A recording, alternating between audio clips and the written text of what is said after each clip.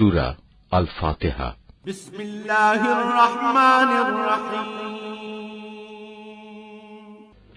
রহমান রহিম আল্লাহ তাআলার নামে শুরু করছি।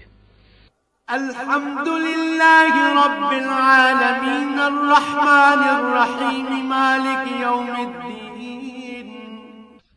সমস্ত প্রশংসা আল্লাহ তাআলার জন্য। তিনি সৃষ্টিকুলের মালিক। তিনি পরম দয়ালু, অতি মেহেরবান। তিনি বিচার দিনের মালিক।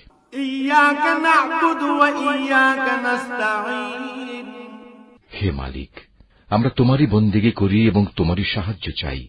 ইহদিনাস সিরাতাল মুস্তাকিম সিরাতাল্লাযীনা আন'আমতা আলাইহিম গায়রিল মাগদুবি আলাইহিম ওয়ালাদ-দাল্লিন।